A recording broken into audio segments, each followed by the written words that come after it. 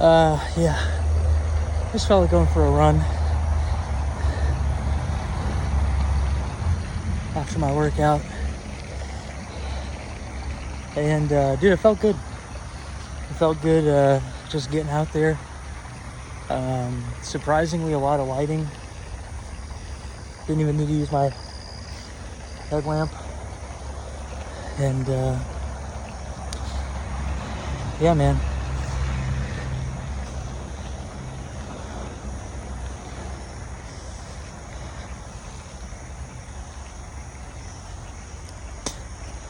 I'm going to try and make September the best month.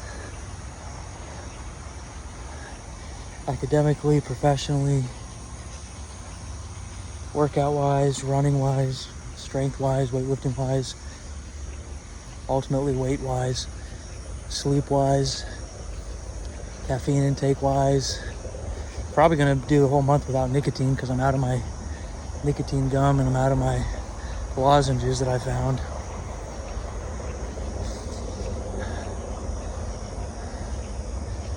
Yeah, probably gonna try and wake up earlier, go to bed earlier, and find out how much sleep it takes me to feel good, and just try and shoot for that every night. I like this. I like breaking things up by months because you naturally have like things that you're overcoming, and it frees up other stuff that you can work on as you go. So it's intimidating on, New Year's Eve or January 1st or late November when you're looking at like what you want to do for the next year. Magically when the ball drops, everything's going to change. But, that's what everybody does. That's what I used to do. And it's intimidating because it's like, oh, January I'm going to do this, February I'm going to do this, March I'm going to do this, April I'm going to do this, May I'm going to do this, all the way through for the whole year. And, the very first time that you go to work out, oh, the gym's closed. Well, I didn't really have a plan for that. Okay. Oh, you pull a muscle, you can't really do any upper body or lower body. I don't know. You can only do one leg. You can't do both legs. It's weird. You got to stretch more. Maybe you have a kid. Maybe you fall in love. Maybe you are struggling in class. I don't know. There's all kinds of stuff that happens. And you just don't know. Even if it's not really a bad thing, you just don't really know what you're going to be working on. So first thing you might be working on is just walking. Like me. When I started in January, dude, I was supposed to run every day, and I didn't have any like strong cushiony shoes. I had like kind of like minimal shoes, and they were great. They're fine, but when you're overweight or you don't have the right form or you haven't ran in a long time, I mean, even now when I wear them sometimes and I do like fast stuff and my feet, like I can feel each bone hurting and each tendon hurting the next day. Like when I get out of bed or if I wake up in the middle of the night to go pee, I'm like, ooh, and I'm walking weird. It's not good. But I didn't know that when I was planning out my whole year, for New Year's. So you're going to find stuff naturally each month that it's like, hey, I wanted to do this. I worked on it. I think I got that. I'm going to try and maintain that. Now what do I want to work on? So, like for me, it went from mindful eating in May to halfway through June, kind of stepping it up and saying, okay, mindful eating is 100% what I needed to do. What's the next thing I need to do? Well, the next thing you need to do is, maybe just cut down the snacks to like 10% instead of 30%. Maybe shoot for a protein goal. Maybe cut the calories. Maybe like watch your calories, right? So then I refined that. Then I refined it more. Then I refined it more. And I didn't know any of that stuff. I didn't know what roadblocks I was going to hit. I didn't know what things I was going to hit, what things I was going to be good at, what things I was going to need to be working on. I didn't know any of that until it was that month and I was already working on it and doing it. So you got to do stuff at your own pace and your own time. But generally each month or month and a half is perfect for like little challenges to yourself. Like, hey, this week I'm not gonna eat any ice cream. Just for 7 days out of my life. Who knows, maybe I'll eat ice cream every single day after that. But just for these 7 days, I'm not gonna have any ice cream. Hey, for these 2 weeks, I'm either gonna walk or I'm gonna jog or I'm gonna run. Run if I feel good, jog if I feel okay, and walk if I don't really feel that well. For walking, I'll do 30 minutes. For jogging, I'll do 20. Running, I'll do 10, right?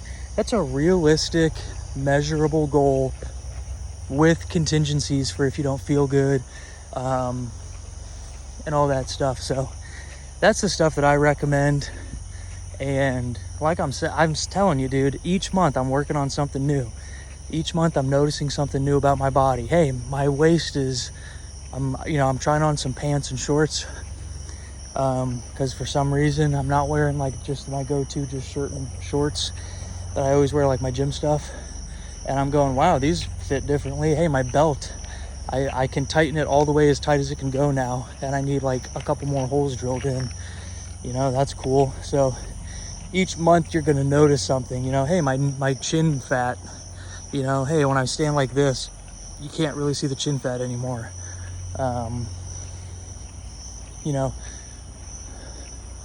Besides just strength wise, you're definitely going to see, hey, I used to not be able to run a mile, like at half a mile, I had to walk. Now I can do a 10-mile run. Now I can do a 6-mile run. Now I do running fast 3 miles. It was, you're going to see progress every month.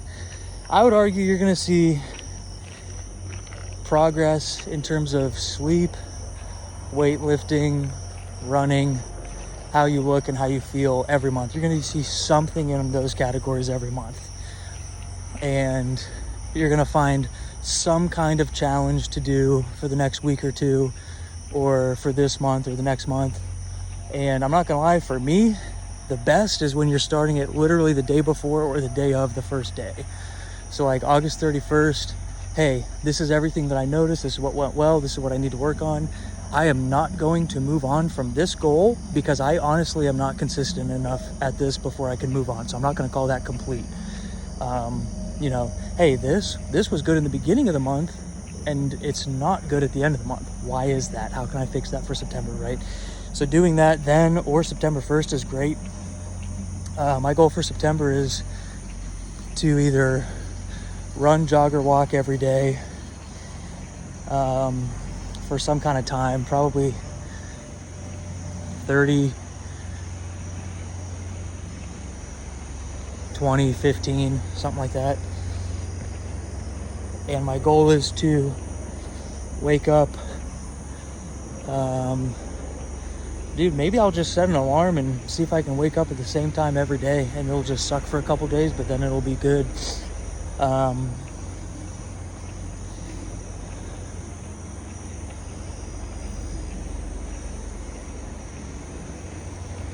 I'll say, yeah, you know what? Yeah, run, walk, or jog every day. Something in the gym, like some kind of weightlifting, even if it's just like carrying a kettlebell or dumbbells on my walk. Some kind of workout, even if it's just a 10-minute workout, or body weight push-ups, burpees, sit-ups, crunches, clamshells, donkey kicks, arm raises, arm circles. There's all kinds of stuff you can do with literally just the weight of your arms. Your arms are like 20 pounds. At least mine are. Yeah. I guess I could do a video. I guess I'll talk too about how August went. August was really up and down in terms of weight, but when it was down, it was down. So I had like a bunch of days that were under 220, which is awesome. It just wasn't really that consistent. I think I was good about getting back on the rails whenever I fell off. And ultimately, I would say my weight at the end of August is like 220. I'm not going to say it's 219 just because there was too much oscillation there. But if I were to be honest with myself and say, hey, in general, what would you say your weight is for August to compare to like the month before? I'd say 220. So that's awesome. So the month before was like, for July was like 222 or 223, so that's awesome, I think. I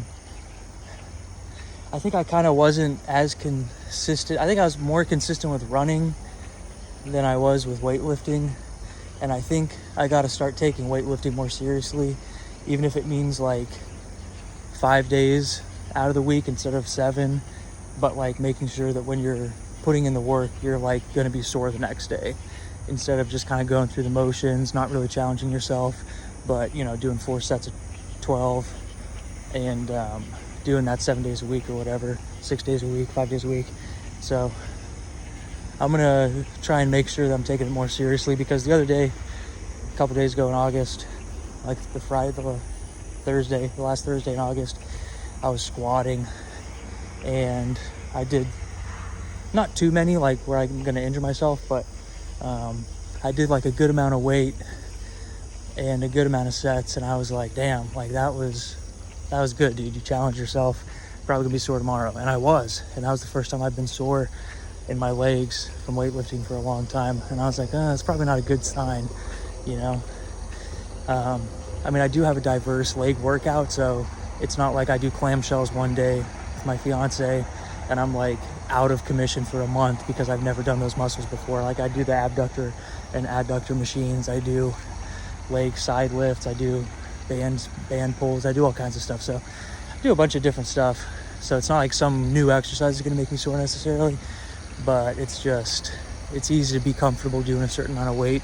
And like as soon as you start to like kind of feel it, you're like, okay, I'm only doing one more and then I'm done, because that's 12 or that's 10 or that's however many I'm doing, instead of going, you know, oh, I'm starting to feel it, I'm going to do as many as I can. Maybe I could do 8 more, maybe I could do 6 more, maybe I could do 5 more, but I'm going to go until the last one I can barely do, you know.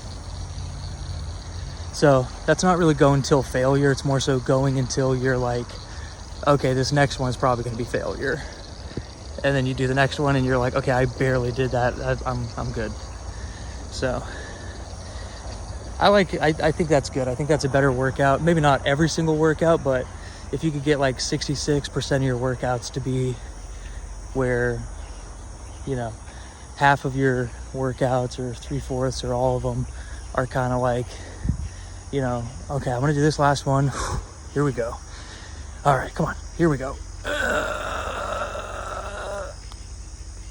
Okay. And then like, oh shit, okay, I got it.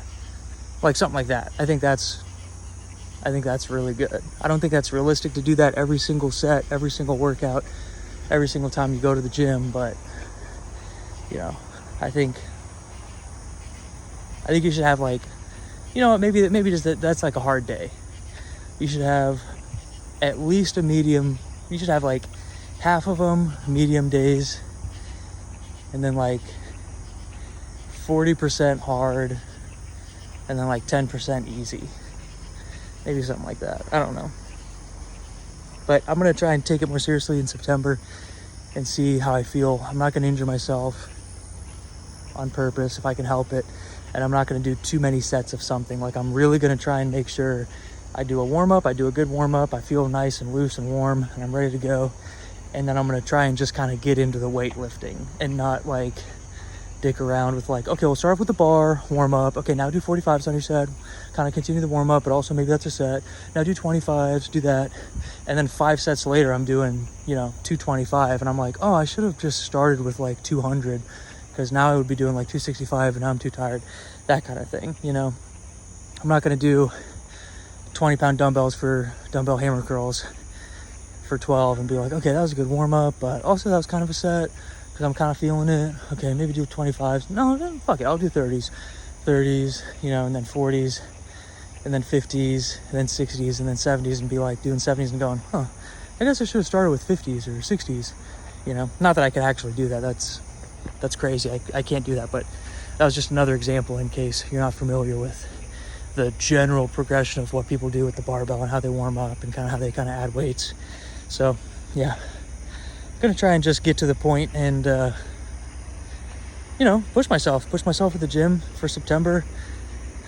Walk, jog, or run every day, do something in the gym every day, and have some kind of code on my Excel sheet for weightlifting that's like, hey, this was an easy day, bro.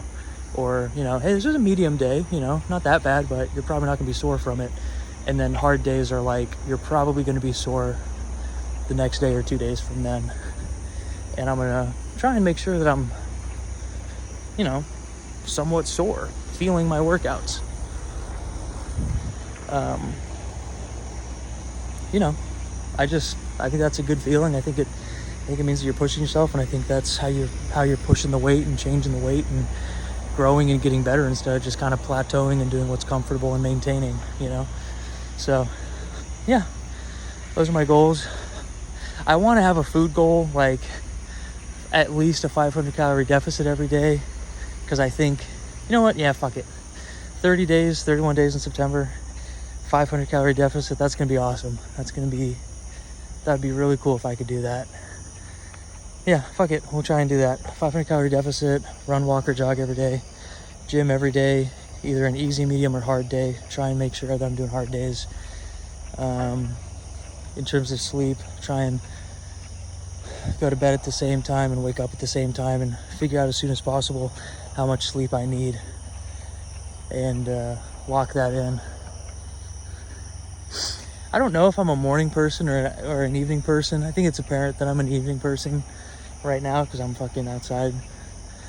Just got done with a run and a workout. But I'm like tired at night. I'm not really tired in the morning. Man, I'm telling you, dude, you drink and it fucks you up for fucking 5 days.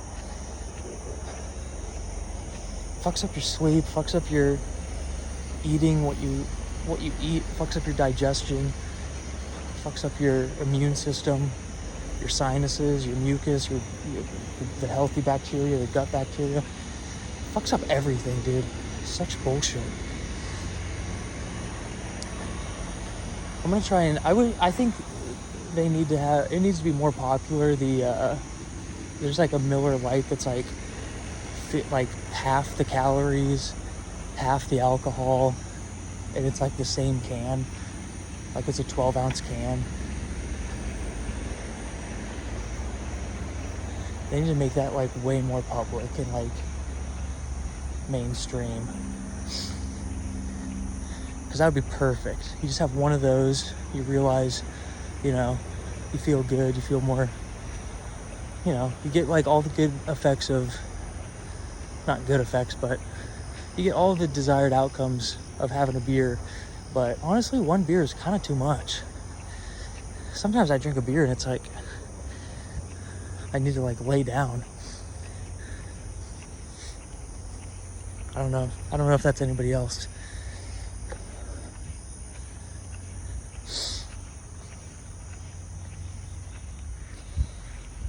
But yeah, I wish I was a morning person. I just wake up and I'm fucking tired. I don't want to do anything and I hate everything and I'm not in a good mood. I don't like anybody. I don't like anything. I don't want to do anything. You know? But then at nighttime, it's like anything's possible. I'm super motivated. I could do anything I want. Everything's there. Everything's possible. But it's like I'm tired.